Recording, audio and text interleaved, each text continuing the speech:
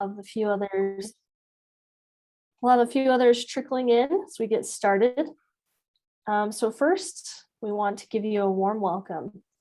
We're welcoming you today as friends. We're joining in heart and mind around the future of education, which is both critical, urgent, and very, very applicable to every sector.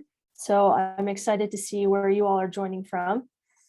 We have a few icebreaker questions actually to get started. So I'll turn it over to Susan, Dr. Matson, to ask a few questions. Let's get to know each other before we dive into this conversation circle. So I love doing some icebreakers. So Devin is going to help us. This is our first one. So if you can jump in and sorry, I started with the wrong one. Hold on. Okay. One sec. All right. This is the first one. Right now. All right. All right. We'll wait just for a minute. Everybody, oh, you're popping in now. Looks like we have 35 of you online and we've got 60% of you. There you go. Another 10 seconds to finish this up and then we'll share the results. All right, I think it's leveling off here. Devin, can you show the results? There we go. So that's who's in the group today. We're missing one of our continents, but it looks like we have a lot from North America and some from Africa, and you can see. All right, let's do question number 2.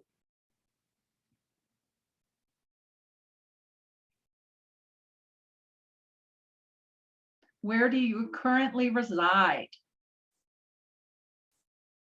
Oh, you're getting faster at this one. I love it.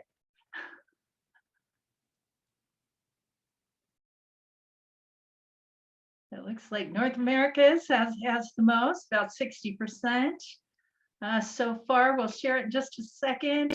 Maybe a couple more responses. Okay, let's go ahead and share. There we go. Have some representation from Africa. Oh, it just says 1 person, and 8 from Europe, and some from North America, and some others as well. Put in the chat if you're another. Put in the chat. All right, let's do question. The next question.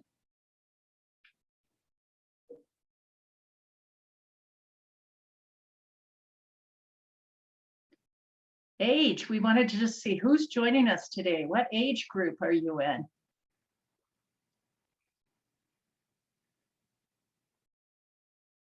You don't have anyone under 20 yet.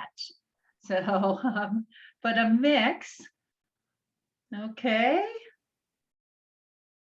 5 more seconds. All right, let's share now. See how we are doing in terms of the diversity and age. There you go.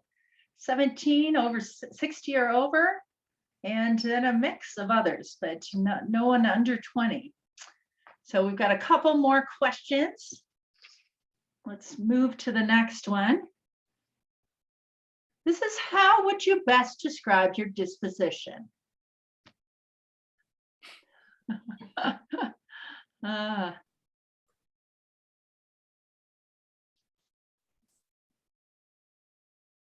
there's a mix with this one too.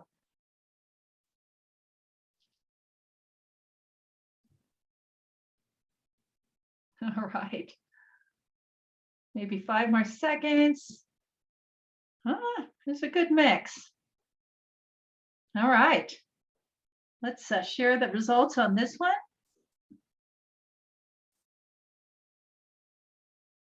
There you go. There's more introverts. And borderline, that's where I'm at.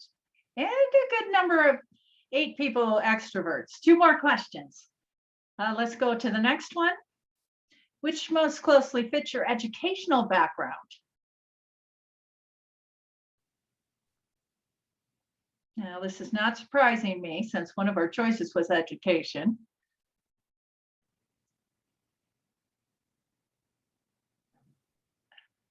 It looks like we have 1 in hard science. I was wondering about how that would play out. Law and sociology, Someone in the chat. All right, let's show the results. There you go. That's not surprising, right? Education, the most of us, a lot of education, social sciences as well. Ended up with 1 in hard sciences, a few in business. Excellent. And the last question. It's good to know. Which one? You have to choose one. Which one of these words fits you the best? Innovator, activist, feminist. You have to just choose one though. Educator or social entrepreneur.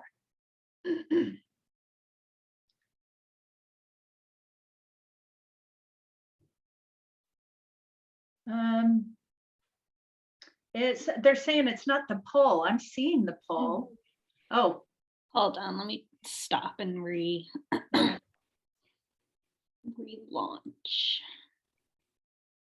Okay, does it work? are you seeing it now? Okay, there. Okay. Okay, you can just choose one. Ah. Oh, this is a fun one. All right, 5 more seconds. All right. Okay, let's share it. There we go. Educators were the most, 16 people, but a mix, some feminists, activists. I wonder if I had this multiple choice, you know, if you could choose more than one, if some of us would put maybe a little bit of everything. I don't know. It's not true feminism without intersectionality. Am I right? There you go. There you go. So thank you. I just wanted to, we wanted to really just kind of see who was in the room and thought that would be a fun way to start. So thank you so much. Rachel, do you want to introduce yourself? Yeah, before I introduce myself, we want to talk a little bit about the norms and expectations today. We'll be recording this main portion of the dialogue, but when we break out into the separate Zoom sessions, we will not be recording. So we want you to know this is a safe space to share your feelings. And we also want to establish the Chatham House rule. So please act with respect towards those who are on this conversation, treat each other with dignity, especially those who disagree with you, and let's model what good conversation circles can look like and model what amazing outcomes can occur from diverse thought.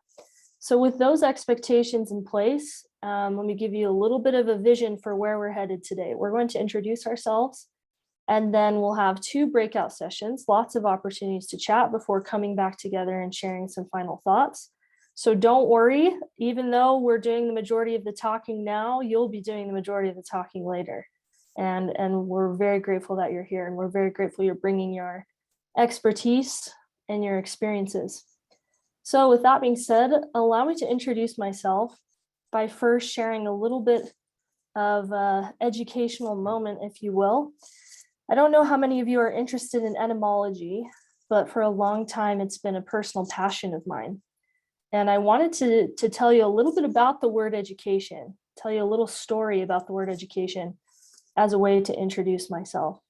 So you probably know the root word of education since you're all educators, but let's go back pre-1530 to when Latin was a dominant descriptor of this language we speak now. And let's talk about education in kind of 2 root words. The first is ex, which is the Latin root for out or outwards, and ducere, which in Latin means to lead.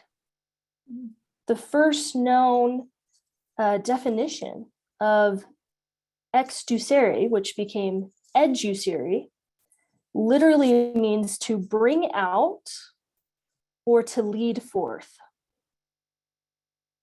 So we can't really have a conversation about education without acknowledging those 2 pieces, both that we're bringing out insights, nuances. If you're educators of children, bringing out life and growth and passion. And then the second half, to lead forth. Educators in every sense of the word are leaders and are setting the trends for leadership in this world.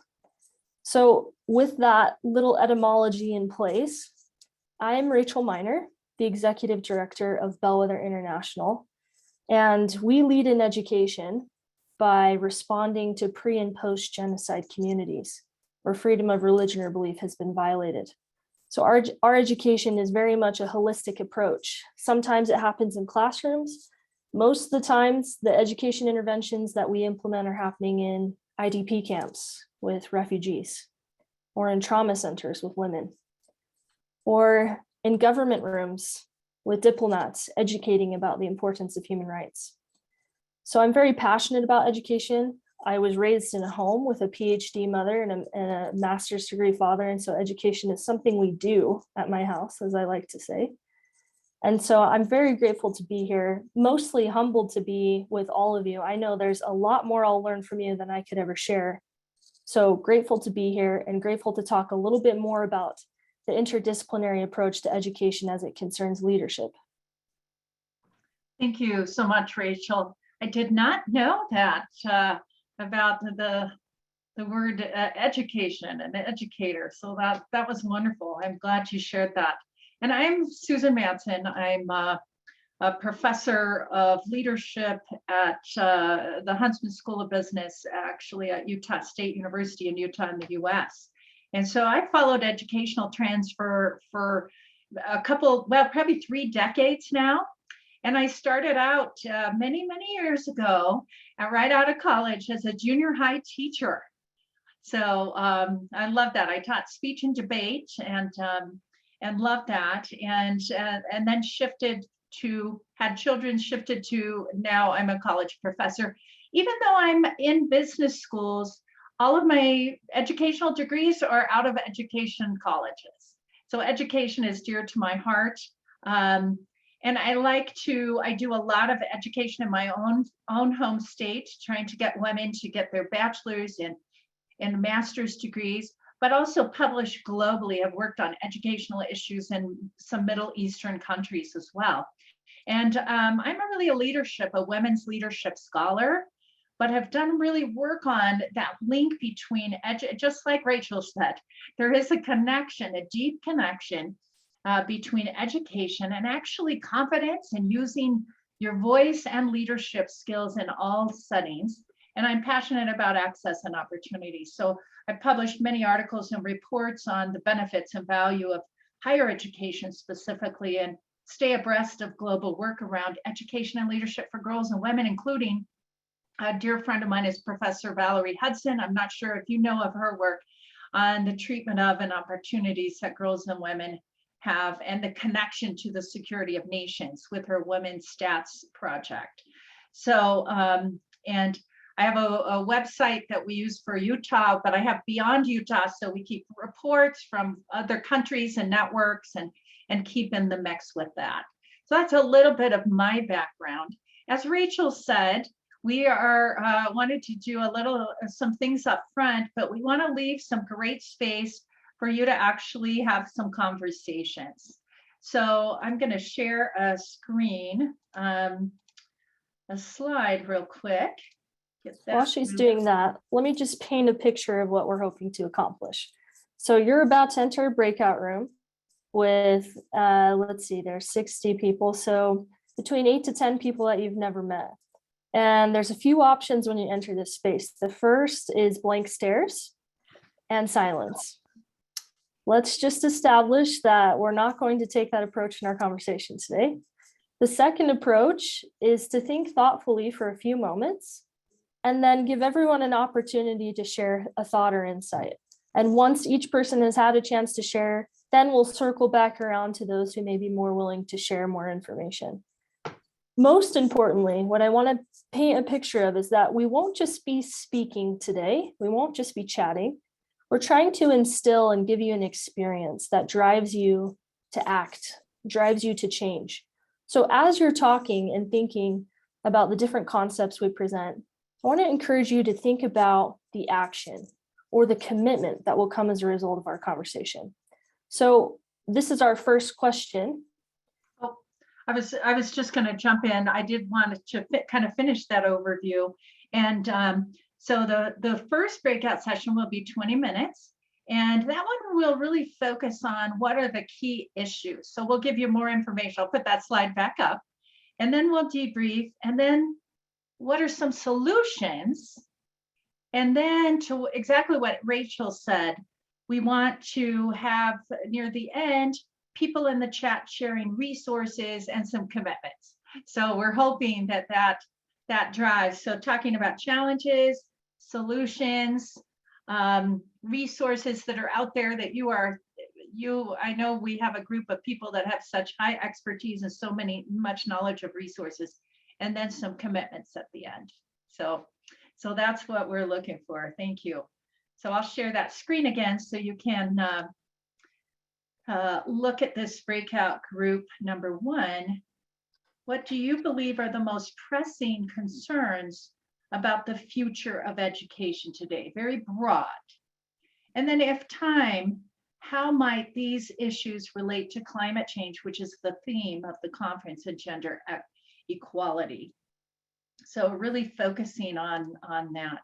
And so we know there's many of you that you can get into your breakout rooms, and 1 or 2 of you kind of be the facilitators.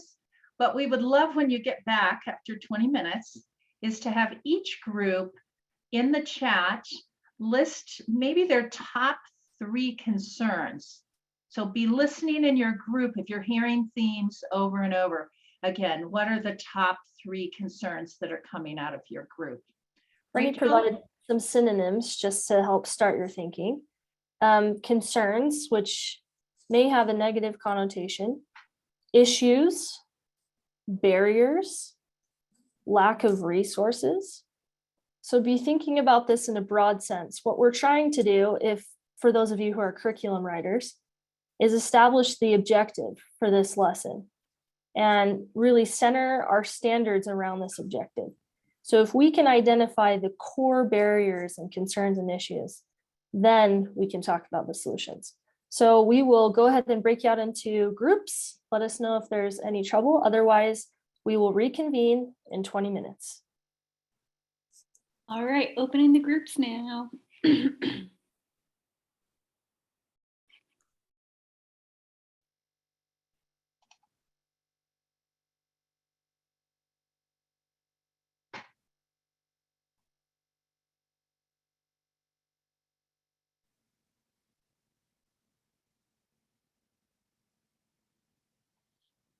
Of education.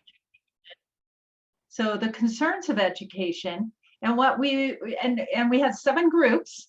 So there were 7 different groups, and some joined us. So the groups got bigger and bigger throughout, which was wonderful to see. What we'd love to have you do now is, for someone for each group, I sent a note in, but I don't know if all of you saw that. If in the chat you can think about even just 2 or 3 of the top concerns that came up, and put those over in the chat. But then we would love to give each group just 1 minute, and we're going to keep you to that, so we don't, because we want to get you back in groups to talk about some solutions to different topics. So if you can put some over in the concerns, and then we would love to just give each group 1 minute, 1 person from each group, if you would jump in. Hopefully you paid attention to your groups, but room number 1. Let me just pause right there and add a caveat. Maybe some of you at this point are feeling discouraged. Maybe some of you at this point are coming back to this conversation with a heavy heart, thinking, how in the world are we going to overcome these barriers and these concerns? We had a really beautiful insight come up in our group that I'd just like to share before we address each group. And that is, this is actually a conversation of hope. It should be, at least, because what we're displaying right now is that there are people who really care. And wherever there's people who really care about something, they're able to address the barriers and then overcome them. So don't take this conversation as everything's wrong in the world. Instead, let's put on a new paradigm together and reframe the insights from this first discussion group as, wow, there are people all over the world that care enough to identify the issues, care enough to take time out of their morning, afternoon, or evening, depending on where you are, to talk about these issues and then do something about it. So with that preface, let's go to group 1 in 1 minute or less, share a few of the key concerns or barriers. All right, so group 1 cared enough to discuss the concerns in gender, race, inclusivity in education, curriculum, and incorporating non-formal like morals and hope into the education system. Beautiful. Thank you, Ebony. Group 2.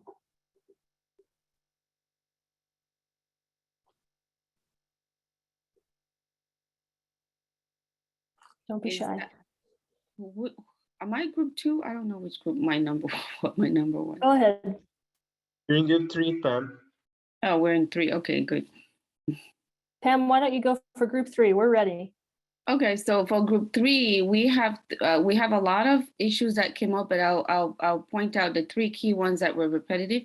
It was number 1 was to develop a relevant curriculum in the education system that will address present day issues, teach citizenship, and teach life skills that help these girls and children adapt to the current changes that we're seeing today.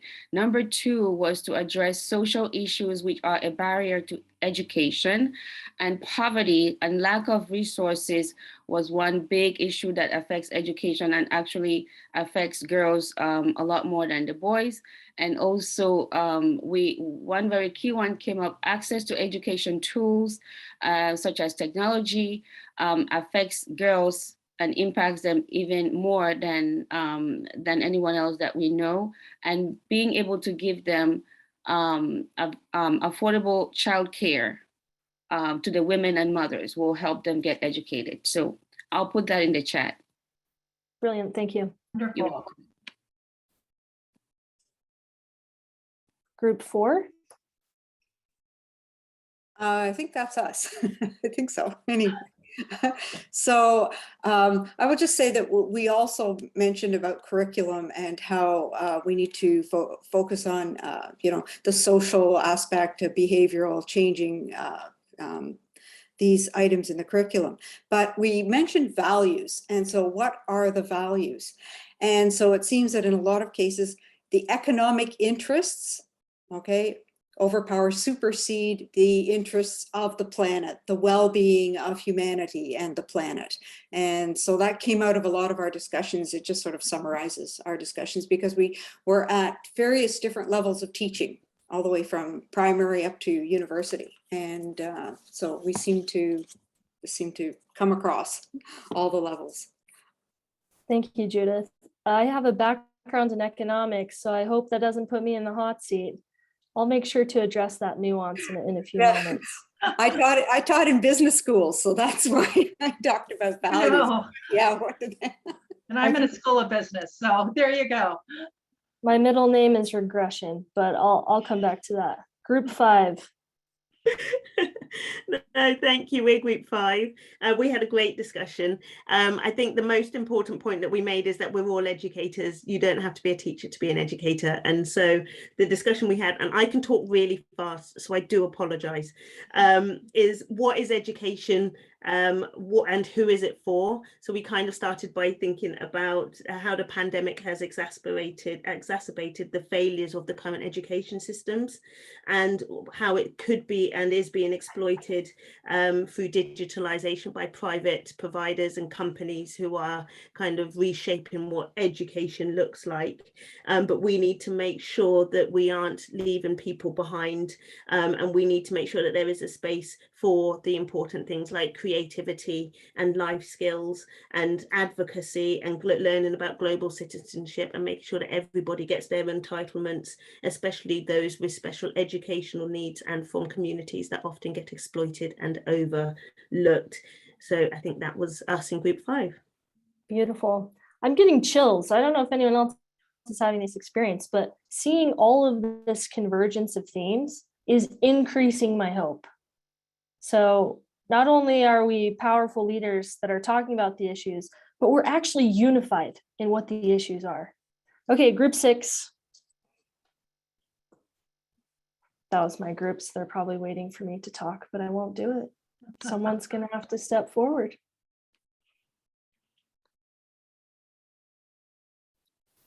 Come on, group 6. I can do a little bit. So we touched on very similar themes, you know. We also talked about just the climate and how it kind of is making education harder for people in certain environments.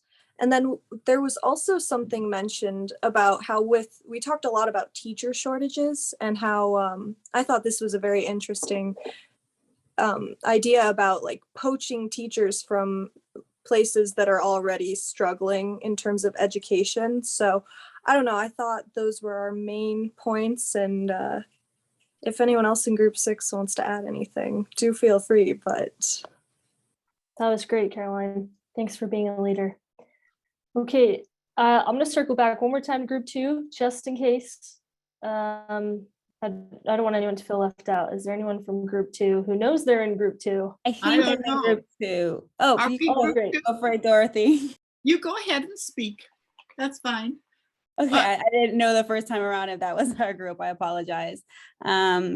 So we talked about a number of things. Started with a concern of schools of building like spaces of belonging for families and students, and building the capacity within individuals as well as the community and the school system. We also talked about this very narrow definition of education and how to bring in the education that happens outside of schools into schools, so students are also tapping into their lived experiences.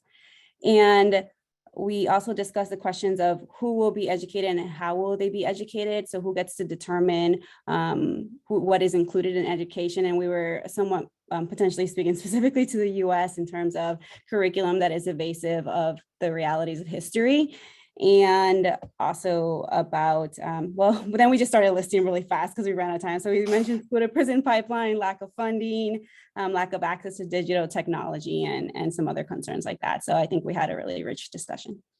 Amazing. We probably need a whole session just to talk about each of these points, so stay tuned. But I'm going to turn it back over to Dr. Madsen. We're going to talk about group 7. Is there group 7? Yeah, there's one more group. Okay, well, I thought I was going to get off the hook. Oh, Good catch. Okay, we had a good discussion. We needed more time. We talked about very similar things. The disconnect between industry and academia, not preparing youth for global citizenship, focus on particular things like such as STEM that pigeonholes students in a particular area, and then the lack of other focus on other areas such as the arts, and then the lack of interdisciplinary cooperation between the different types of subjects, and showing how they're all interrelated. And just because you learn science doesn't mean science is standalone. It works with math, it works with social sciences, it works with everything. And then finally, we had a younger person in our group. Thank you very much. And she said the pressure to be the future as a young person, but they don't teach you how to survive or how to get there. So that's it. That's a perfect segue. Did you read my mind? I did. You looked at our agenda ahead of time. And Terry has her hand up. Did you want to say something, Terry? Thank you. I just wanted to make the observation that most, if not all of the report outs just seem to be very North American centric. And I'm wondering if anyone had any contributions toward using other kinds of educational experiences, whether it's the indigenous people, indigenous forms of education, leveraging art through education, et cetera. It just seems like it's very one-dimensional, North America, and I dare say USA based. Thanks. Thanks Thank for, you, Terry. thanks for that Yeah. comment. That is great. So now what we want to do is we're going to shift you back into not the same groups. We're going to give you opportunities to choose a theme. So, excuse me, be patient with us for just a few minutes. Rachel and I will talk because I've made some notes. So we wanted to get, there's about 70 people. We want to get about at least 8 groups where we have topics that have come up from your conversations. And then you can go in and choose which groups to go in. And Devin, she's our trusty technology person. If you can get up the breakout groups so you can start typing those in. From what I heard, and Susan, I don't think I have the list of. well, we're going to work it out right now. Oh, okay, So, okay. yeah, there you go. So, and you, Rachel, you can, if you've looked at a list, let's kind of wrestle through this. But in the chat, and a few people mentioned curriculum. So just discussions of curriculum. So that is one thing that I think we should put on the list. The second one is funding education. I saw numerous ones, just the funding, education and funding. A third that I saw someone put over there, and Rachel, I don't know if you would, if you have a, but how do you rebuild hope in education, rebuild hope in kids? That might be, is anyone interested in that topic? Would that be a good one? Let's call that maybe mental health and resilience. Oh, that was my next one. Oh, I was gonna, but we can combine those, mental health and resilience. We can do that one. And then a few people really, and I think this might connect with a few, the poverty. There were some concerns there, poverty, all of these are poverty and education, right? And then I think another one is inclusivity. There were a lot of topics on inclusion and inclusivity. That would be a fifth. Rachel, what were you going to say? Global citizenship came up. Perfect. A number of times. That's our number. Is that 6, Devin? I think that's 6. The teacher shortage came up. I don't know if enough people would like to talk about solutions for that.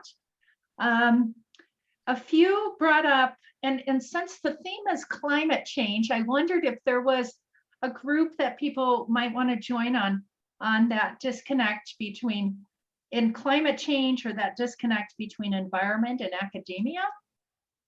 There was a few people that talked about values, different things around values. Rachel, any thoughts, or am I off track, or am I going? That's part of global citizenship. So yeah, morals, values, that all goes into global citizenship.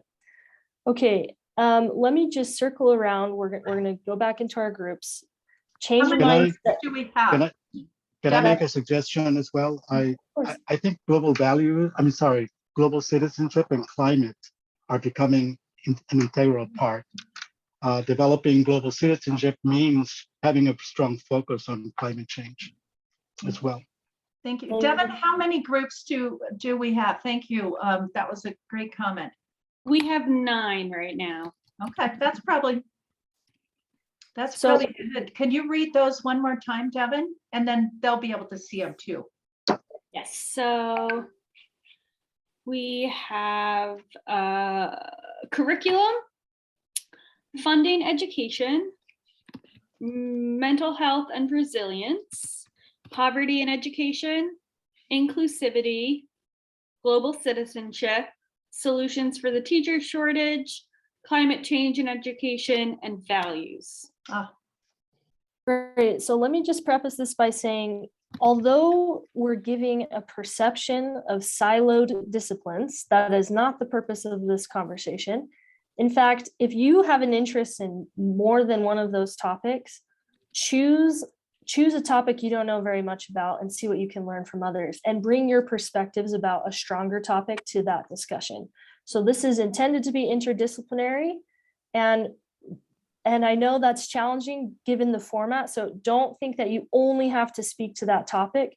just use that as a starting point to discuss solutions. And to Terry's point, although some of the language we're using is primarily based out of Western education, it is applicable in every country in the world if we put on that global mindset. So start thinking about curriculum in Colorado, but also think about it in Colombia, and make sure that we're using this language to explore a global mindset. So what are the solutions? What have we seen worked? If you've partnered with organizations that you're proud of, share their work, share your own. We're going to go back into the breakout sessions now, and in 20 minutes we'll return. Or should we say 15? Susan, what do you think? Let's look at the time. Oh yeah, let's do 15. I'm looking and I am right now, before we divide into the groups, we'll paste over those questions in the chat to everyone. There you go. And even if you just remember that first one, what are some solutions? How can we overcome? This is the hope piece. Like, how can we move forward and overcome? Thank you, Rachel, for your insights. Okay, back to the groups. Education, that's within your sphere of influence. Okay, don't set unrealistic expectations of yourself to solve the teacher shortage or to address poverty in world of education. If it was easy, we would have already implemented the solution. Instead, we want to take a few minutes right now to think about one actionable item you can do.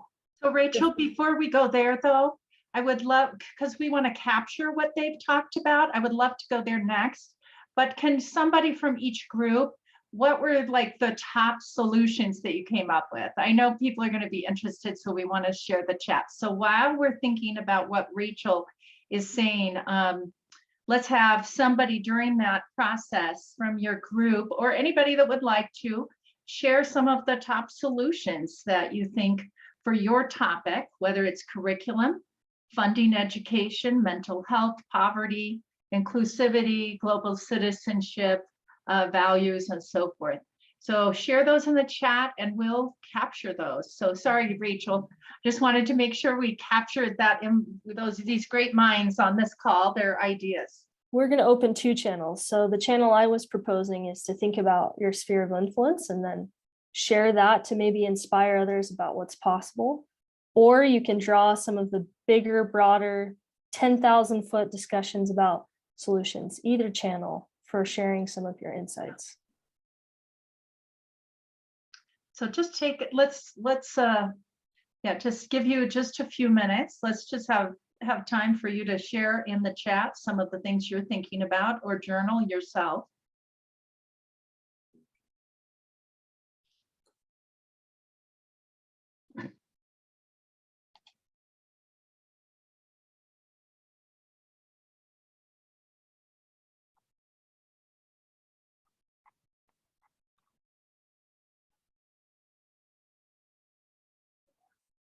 I love these comments. UNESCO funding women's education scholarships.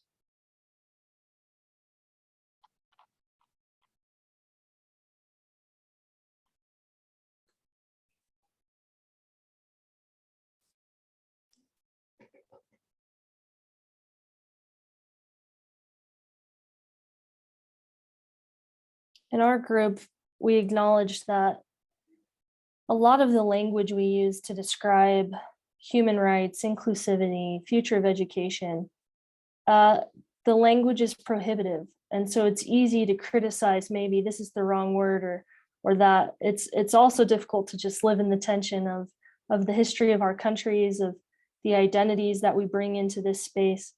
So let me just say that one thing I'm committed to as a result of this conversation, one thing we talked about in our group was being on the journey together, being in the ring and not giving up even when it's hard, coming back to these tensions again and again and looking sideways to see who's standing with me on whatever continent, of whatever race, whatever sex, religion you may belong to, knowing that we're standing together and we're facing the same direction. And so I'm committed to stand with you, and I'm committed to be on this journey with you to help address the future of education, something we talked about a lot. I was very inspired by my group So special thanks to my group for making me a better person today. This is Josephine Franklin. I would say that in our group, I thought some of the things that came out were, first of all, that there's a program where it says, let's empower the mothers. In Nigeria, they're working with the mothers because the mothers are the ones who are with the children. I know that it doesn't sound like we do that in other places, but we do. And so there's a level of poverty. If there's a level of poverty with the women, then there's going to be some issues with the babies too. So our program should be nurturing the mother's knowledge so that she can help the family grow and whatever. And there are some other cultural restrictions that are based in different communities that we need to, just receive it and understand it and work, toward bettering the situation. Another thought was that one of our participants, she said that in her area, her church is doing, her school rather, they're doing a change up. They're having a school that may be of one economic standard and another one with maybe not so a positive standard for their economics, and they are matching them together, and they just don't. And Carol could tell you more about it, but they don't just become partners going to visit a school on a field trip, but they work on actual projects together. Wonderful. So therefore, that's something that our students can actually see, and then it can manifest itself later in their lives. And so thinking of that, and in my area in Memphis, what we've done is we're working with Ashes Refuge, and we're working with families who are living in refugee camps in Africa. And so we're having virtual meetings with the families to talk, because some of them just want to see if they're saying things right in English, or if they get a chance to come to America or whatever, just don't know. Wherever they're coming from, we want them to feel comfortable once they get there and not just have to learn everything new. So the programs have to reach, it has to go past your kitchen. It has to go past your front door. We have to reach out to people all over to help, to make us all understand that we are all one world. Thank you. Thank you so much. I want to read a couple of, we don't have time to go through every group, but there's some great ideas in the chat. Michelle from the inclusivity group talked about the importance of creating and holding space to discuss, but more importantly, to listen, engage, and debate. This needs to be brave spaces so we can work together. Carol talked about sister schools from different socioeconomic groups. You talked about this, to partner in projects like was mentioned. Rachel, do you have any that you're seeing in the chat that are jumping out with you? All of these are wonderful ideas. Let me just say, we're going to compile all of your responses and provide them to each of you as a booklet for success, so to speak, or at least a starting point. As I mentioned, we may not solve world peace tomorrow, but we have 54 plus committed individuals that are going to do something about this conversation. And that gives me hope. I'm going to sleep very well tonight. So thank you. Enjoy the chat and just take comfort in knowing that you will be receiving the resources that we've discussed today.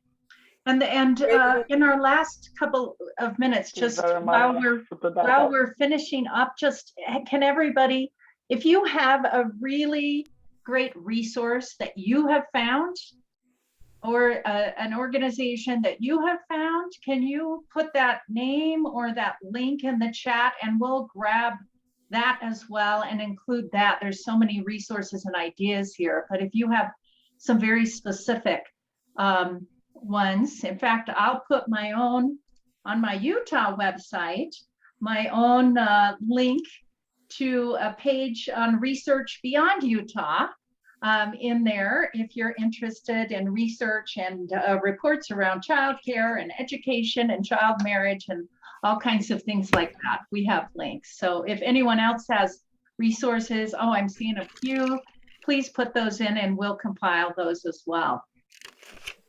And don't be afraid to reach out. This is in no way a comprehensive conversation. The door is open and we've put a little door jamb. We're keeping it open. So please follow up on LinkedIn. If you want to continue the conversation, let's connect. Let's utilize this amazing network. I'm happy to talk anytime about these concerns, particularly as it relates to developing countries. Pre and post genocide communities is primarily where I work. But we have each other. We're in this together now. So reach out, don't be a stranger. And thank you so much again for being here and for bringing your best selves to this conversation. And I love the quote. I don't have it right in front of me, but the quote from Margaret Mead I share often is you know where I'm going. Everybody probably knows this. The powerfulness of a small group of committed citizens that can really work together to change the world. So thank you. We'll keep it going for a few more minutes. We have like 4 more minutes according to my computer, but would love to have you continue to put things in the chat. And can I make one last comment? Sure. Yeah, I wanted to propose the idea of having the United Nations make the year 2023 or 2022, I guess, the year of global citizenship, and to use that as a year campaign to raise awareness, to develop citizens that are critical in their thinking, they will question things, and they will value democratic principles. Thank you so much. I'll take that into my next UN meeting, Manuel. Okay. I hope everyone's have been in some good sessions and have some great plans to join some others. Thank you. Thank you so much.